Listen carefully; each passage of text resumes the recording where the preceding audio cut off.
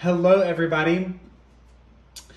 Oh, God, this is take two because I started the first video talking about how I spilled water all over my cloth and my cards got just a little bit wet, but they're like laminated, so I was able to wipe the water off of them. And so it wasn't that big of a deal. It's fine. And then, as I was saying that, you can look at this one of two ways. I either shove my partner in another room while I'm making a video so we don't hear any noise, or he decides to go into the room, whichever one sounds nicer. He was watching a video and then it started playing on our TV. And I was like, gosh, all this stuff is like going crazy. But, you know, it's fine. Like, I need to work on my, I need to practice my non-overreactions anyway, to inconveniences. So I have a pick a card reading for you guys today, or pick a pile reading. There's actually 5 decks being used in this reading because I have my Oracle decks, but I really wanted to, have a tarot deck. I don't really know why I really wanted to have a tarot deck, but I really wanted to. And I was just like, I can't have 5 decks in a pick a card reading. And I was like, well, who said I can't? And so I was like, I'm gonna do that. And so that's what I did.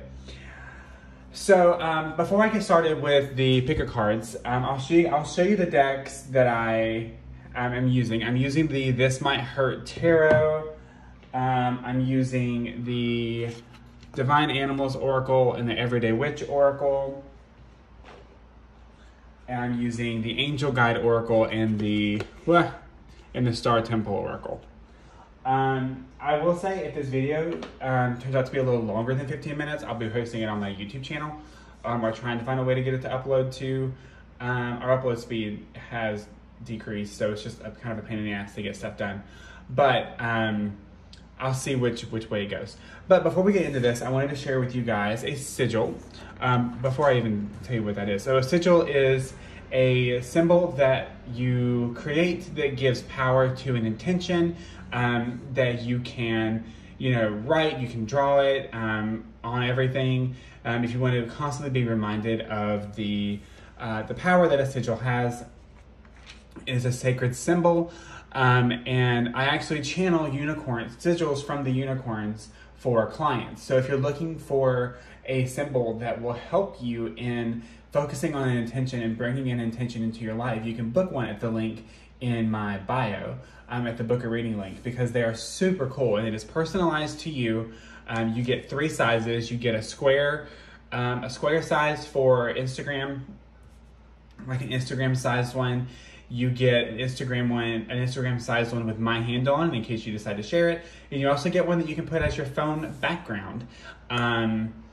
And which is just kind of cool. So if you were looking for that, I do offer that. So this is a symbol, a sigil that I created, that I channeled before this video for Mercury retrograde, just to kind of ease the effects of it. I'm a terrible artist, so forgive me, because most of mine I do like digitally. So we have the spiral here, which is the unicorn calling card from me for their sigils. That's how it always starts. The spiral also symbolizes their open third eye, which is where their horn is. And so we have a lot going on here. So going down, we have the symbol for Mercury. And we have it in a circle, or, I meant for it to be a circle, but I can't draw. So, so it's a circle. And that represents the aspect of spirit. That represents the aspect of all things spiritual. And then we have it inside a square. The square represents the things that are tangible, the 4 elements, earth, wind, fire, water. And then we have a line for flow, and then we have, it looks like a 6-pointed star. However, it is actually the symbols for fire and water on top of each other. Now, what this symbol means is Mercury retrograde.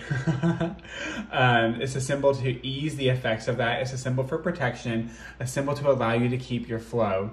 And the fire and water is the fire and water symbols depict the balance between that really receptive feminine flow and that masculine, I'm gonna get stuff done. It's reminding you and allows you to be able to get stuff done from a place of flow instead of a place of force.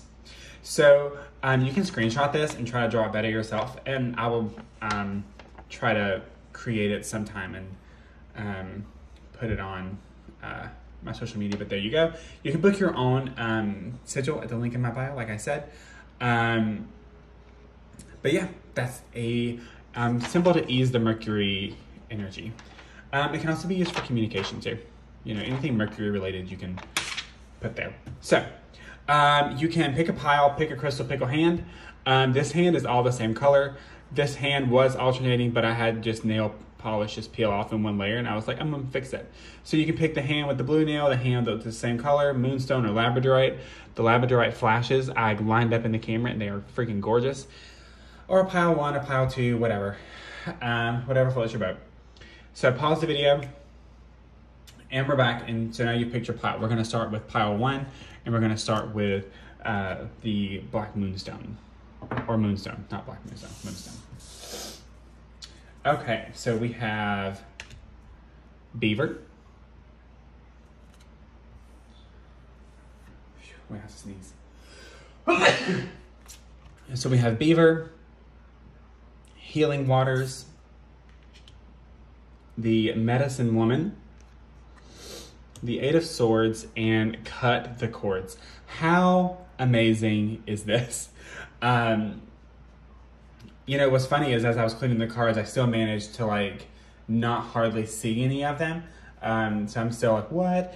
So with all of this, we're reminded that healing is, number one, takes place on many different layers, right? So healing takes place in the mind, in the body, and in the soul. So it's not a linear thing, it's not a one-size-fits-all thing, but this is really asking you to put your healing first. If you chose this pile, you've more than likely been coming up with reasons why working with others is so important and why healing others is so important. And, you know, reasons why you can't heal, reasons, you know, X, Y, Z, like I don't have time for this, or I don't have, you know, the money or whatever it is. Like healing is like free. Like you don't have to pay for it. Like that's the thing that like really is, that really is beautiful, is that you don't have, like, this is energy. Energy is like free. You can tap into as much energy as you want. But what's happening here is you have a lot of cords to people that are not serving you, right? Like you have a lot of cords that are tied to other people, and that's weighing you way the fuck down. So we need to not do that. So what I'm seeing here is, you know, and this is telling you that this is going to be work. But when the beaver comes up, the beaver actually like works all the time. They work, they work, bitch, as Britney Spears would say.